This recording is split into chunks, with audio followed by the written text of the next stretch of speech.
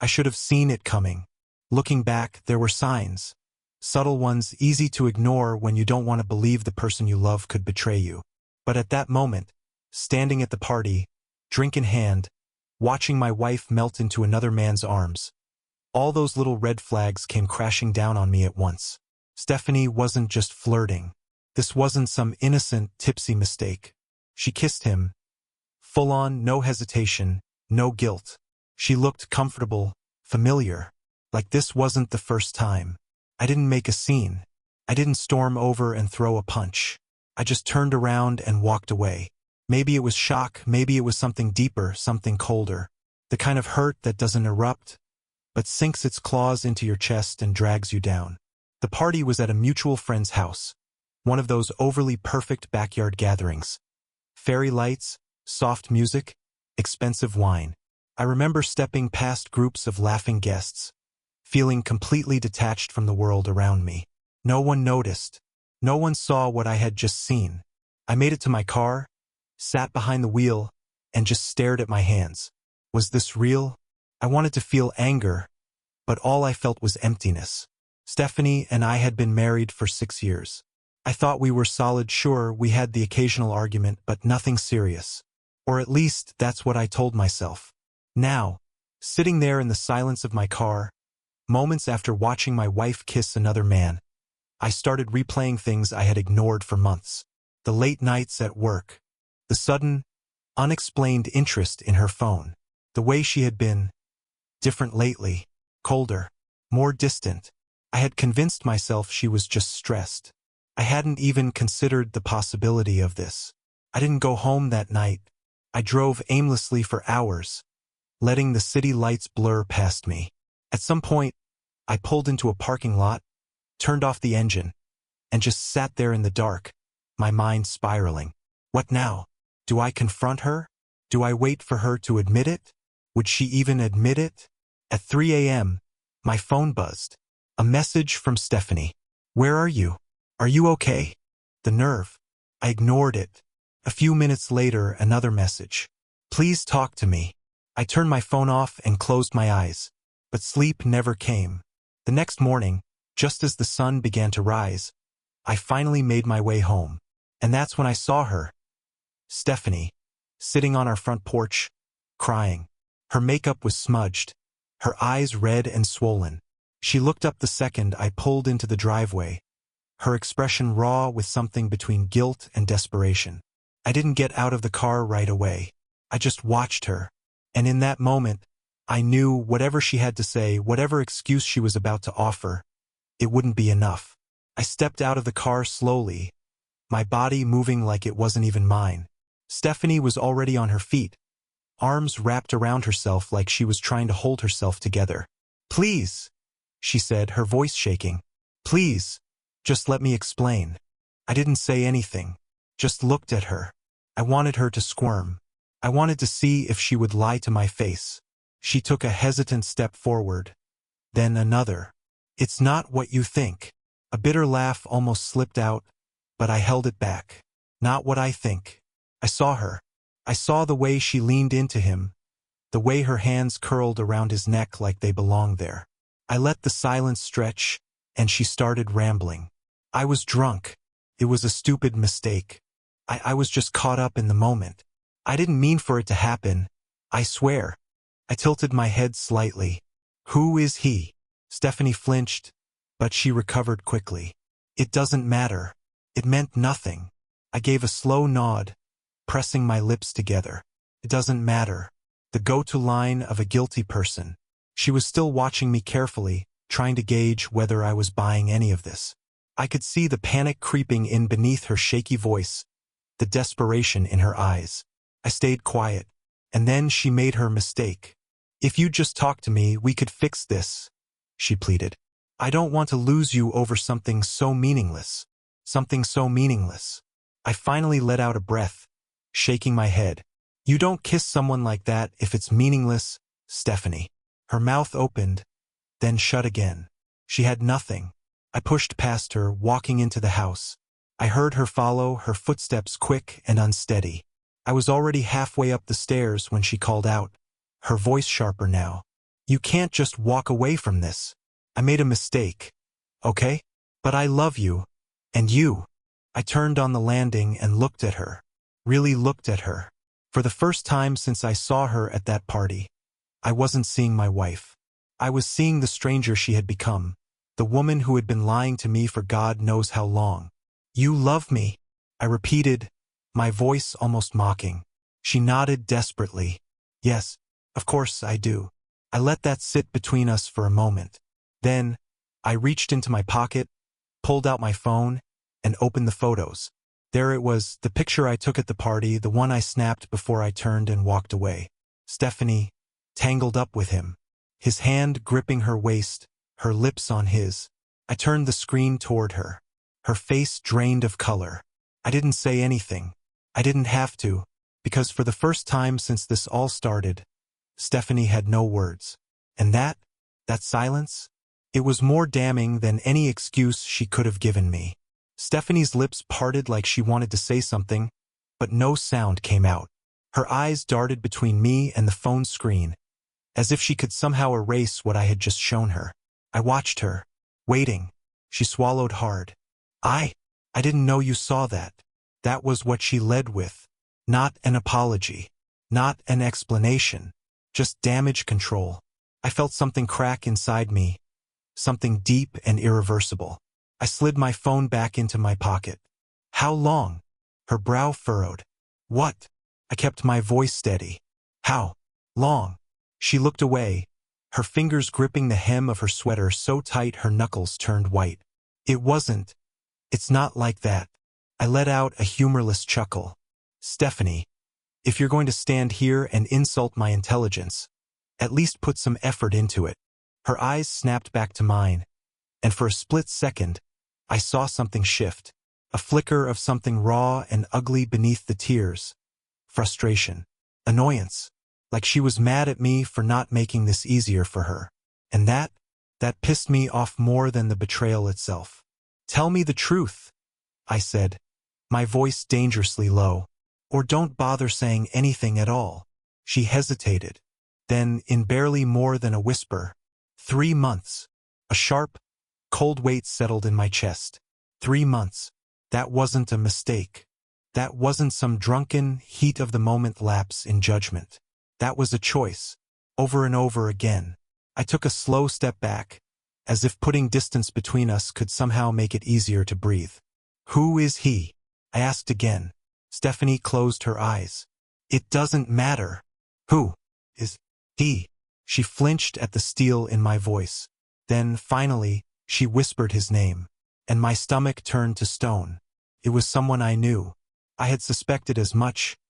God knows I had felt the shift in her, the way she pulled away from me, the way she seemed preoccupied, distant. But hearing his name made it real in a way that punched the air from my lungs. I turned away before she could see the raw anger flash across my face. Because if I didn't, I wasn't sure what I'd do. Behind me, Stephanie sniffled. I swear I was going to end it. I didn't mean for this to happen. I spun back around. You were going to end it? I repeated, incredulous. Are you actually expecting me to believe that? Her mouth snapped shut. That was it. That was the moment I knew there was nothing left to save. Because she wasn't sorry for what she had done. She was sorry she got caught. I exhaled slowly, running a hand down my face. I want you to pack a bag and leave. Stephanie's eyes widened. Wait, what? You heard me? I said, my voice eerily calm. I don't care where you go. I don't care what you do. But you're not staying here. She shook her head wildly.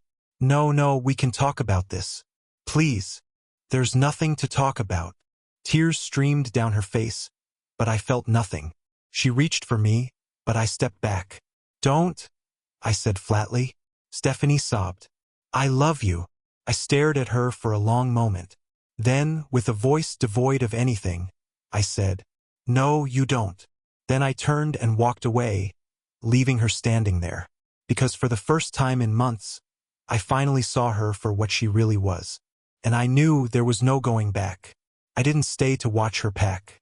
I didn't want to hear more excuses, more pitiful pleas for forgiveness. I went to the kitchen, poured myself a drink, and waited. Upstairs, I could hear the muffled sounds of drawers opening and closing, the rustle of fabric as she stuffed her things into a bag. Every once in a while, her footsteps would stop, as if she was hesitating, maybe hoping I'd change my mind. But I didn't. After about 20 minutes, she came down the stairs, her face blotchy and tear-streaked. She clutched her bag in front of her like a shield. I don't have anywhere to go. I took a slow sip of my drink. Not my problem. She flinched. Please, can we just leave, Stephanie? She let out a broken sob, but when she realized I wasn't budging, she finally shuffled toward the door. She hesitated one last time, turning back with glassy eyes. I never wanted to hurt you. I didn't say anything. She swallowed hard, then walked out. And just like that, the house was silent. I let out a slow breath and leaned against the counter, exhaustion crashing over me. But then something caught my eye, a small white envelope sitting on the kitchen counter. It hadn't been there before. Frowning, I picked it up. There was no name on the front, no markings, just a plain, unassuming envelope. I turned it over, my pulse kicking up as I tore it open. Inside was a single photograph, and the moment I saw it, my blood turned to ice, because it wasn't just her and him. It was them in our house, in our bedroom. The timestamp in the corner mocked me. This wasn't from weeks ago. This was recent. I gripped the counter so hard my knuckles turned white. And then I saw it, scrawled on the back of the photo in sloppy, almost taunting handwriting. She was never yours. I stared at those words, my vision swimming with pure, unfiltered rage. Stephanie hadn't just betrayed me. She had humiliated me. And whoever left this, they wanted me to know. A slow, simmering fury settled in my gut. I wasn't just going to walk away from this. No, this wasn't over. Not by a long shot. I stood there for a long time, gripping that photograph so tightly it crumpled in my hands. My mind raced through every possibility, who left it, why they wanted me to see it, and most importantly, what I was going to do next. Revenge wasn't just an option anymore. It was a necessity. I wasn't going to let this slide. I took a deep breath, my pulse steadying. I needed to be smart, measured, not reckless. Stephanie thought she got off easy. She thought she could walk out of here with nothing but a guilty conscience and a suitcase. She had no idea what was coming. I spent the next day gathering information. First, I called in sick to work. Not that I could focus on anything else right now. Then I started digging. I went through Stephanie's old messages, bank statements, anything I could get my hands on. And that's when I found him. Adam. A guy I had once called a friend. I should have known.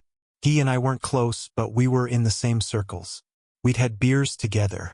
He had even been to my house, probably sitting on my couch, shaking my hand, while he was sleeping with my wife. But here's the thing. Adam had more to lose than I did.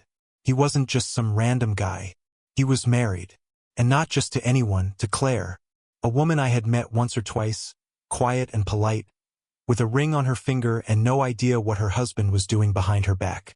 I wondered if she had ever suspected anything, if she had been like me, blissfully unaware, until reality slapped her in the face. One way or another, she was about to find out. The next step was easy. I reached out to Claire. A simple, polite message. Hey Claire, I know this is unexpected, but I have something I think you deserve to see. Let me know if you'd be open to meeting in person. She responded within an hour. I don't know what this is about, but I can meet after work. Coffee shop on 8th. I smirked. Perfect. That evening, I sat across from Claire in a dimly lit cafe, watching as she flipped through the same photos that had been left for me. Her hands trembled. Her breathing turned shallow. She looked up, eyes wide and filled with something between horror and devastation. When were these taken? I leaned back, my voice calm. The most recent one? Last week. Her throat bobbed. He said he was at a work conference last week. I exhaled through my nose. Yeah, well, he wasn't. She stared down at the photos for a long moment. Then, in a quiet voice, she asked, "What do you want to do?" I met her gaze, my expression unreadable. I think, I said slowly, it's time to ruin their lives. Her lips parted slightly. Then, after a moment, she nodded. Okay, she whispered. I'm in. Claire was calmer than I expected. Too calm. She wasn't crying, wasn't shaking, wasn't gasping in horror like some betrayed wife in a movie. No, she just sat there, flipping through the photos over and over again, her fingers pressing into the edges like she wanted to tear them apart. When she finally looked up at me, her face was unreadable. How long have you known? Since last night. I leaned back, my coffee untouched. You? She swallowed. I had suspicions, but I didn't want to believe it. Her lips pressed together. I thought I was being paranoid. I nodded. I knew that feeling all too well. A silence stretched between us. Then Claire took a deep breath and squared her shoulders. So, what's the plan? A smirk tugged at the corner of my lips. I liked her already. The first move had to be surgical, precise. We couldn't just rage and scream and throw their clothes onto the front lawn. That was too easy, too expected. No, we had to hit where it hurt. I had already gathered the evidence. Photos, texts, bank statements. Everything that proved Stephanie and Adam had been sneaking around right under our noses. Now, we just had to deliver the message. Claire had access to Adam's work email. And lucky for us, Adam was one of those guys who thought using the same password for everything was a good idea. A quick login. A few forwarded messages. And just like that, Adam's boss, along with several of his colleagues, had every single receipt of his affair. Oh, and did I mention? Adam worked for a family values-driven company. The kind that fired people for moral misconduct. Oops. Stephanie wasn't going to get off easy either. She had spent years cultivating an image of a perfect, doting wife on social media. Time to shatter that illusion. Claire and I spent the next few hours curating a carefully worded post for Stephanie's social media accounts, using the password she had stupidly saved on my shared devices. It wasn't a rant. It wasn't a wild, emotional explosion. It was just the truth. A series of screenshots. Calm, almost detached caption. Some people aren't who they pretend to be. I wish I had known sooner. By the time we were done, it was late. Claire sat back, rubbing her temples. He's going to freak when he finds out, she murmured. I took a sip of my now cold coffee, my smirk returning. I'm counting on it. The first explosion came early the next morning. I was in the kitchen, sipping coffee, when my phone erupted with notifications. Calls, messages, voicemails. Stephanie. I let them ring. I wasn't interested in whatever sob story she had cooked up overnight. Instead, I opened social media, and there it was. The post Claire and I had written, still up, still spreading like wildfire. Hundreds of comments, messages, people tagging her friends, family, coworkers, some in shock, others tearing her apart. It was perfect. A new text popped up on my screen, this time from an unknown number. You're gonna regret this. You went too far. Adam. I chuckled and took another sip of coffee. Oh, buddy, you have no idea how far I'm willing to go. A few hours later, Claire called. They fired him, she said, her voice tight. He just called me screaming about it. I smiled. Oh, that's unfortunate. He knows it was us. Of course he does. A pause. Then, laughter. She laughed. A light, almost disbelieving sound. I thought this would feel horrible, she admitted. But honestly, I feel free. I leaned back, staring at the ceiling. Yeah, I said. Me too. Stephanie finally showed up at my door that afternoon. I didn't let her in. She stood there, hair a mess, eyes red-rimmed. How could you do this to me? I almost laughed in her face. She was asking me that? I leaned against the doorframe, arms crossed. You embarrassed? That's funny. I was embarrassed too, last night at that party. Except I didn't get to choose it. She flinched. You don't understand. I understand perfectly. My voice was like steel. You made your choices, Stephanie. Now you get to live with them. Tears welled up in her eyes. I messed up, but I love you. I stared at her for a long moment. Then I shook my head. No, you don't. And this time, I slammed the door in her face. For good. I stood there for a moment after shutting the door, my hand still gripping the handle. I expected to feel something. Relief, maybe. Closure. But all I felt was done. Stephanie didn't knock again. She lingered for a minute, sniffling. Then I heard her footsteps retreat down the porch. Car door opened, then slammed shut. And just like that, she was gone. The next few days were a blur of fallout. Stephanie tried to control the damage, but it was too late. Her family had seen the post. Some reached out to me, mortified. Others? Well, they weren't surprised. She always took you for granted, her sister told me. I just didn't think she'd be this stupid about it. At work, people knew. Whispers followed me, but not in a bad way. It was pity, understanding. I wasn't the fool anymore. I was the guy who had been screwed over but handled it like a king. Meanwhile, Adam? He lost everything. Claire filed for divorce immediately, took half his assets, full custody of their kids. The best part? His company let him go for moral misconduct. Apparently, they didn't take kindly to employees sleeping around behind their wives' backs. And Stephanie? She tried calling, texting, begging. I never answered. She showed up at my house one last time. I have nowhere to go, she admitted, standing there on my porch like a stranger. I looked at her, really looked at her, and I realized something. I didn't love her anymore, not even a little. I pulled my wallet out of my pocket, took out a few $100 bills, and handed them to her. Her brows furrowed. What's this? For a motel, I said flatly. Her lip trembled. You don't have to do this. I know. I met her eyes, my voice steady. But I want to, because after this, I never want to hear from you again. A single tear slid down her cheek. I made a mistake. I shrugged. And now you're paying for it. Then I shut the door for the last time. And this time I felt nothing at all. It's been months now. My divorce is finalized. The house feels bigger, quieter, but mine again. Claire and I still talk sometimes. We're not a thing, just two people who went through the same hell and came out stronger. She says she's doing better. I believe her. And me?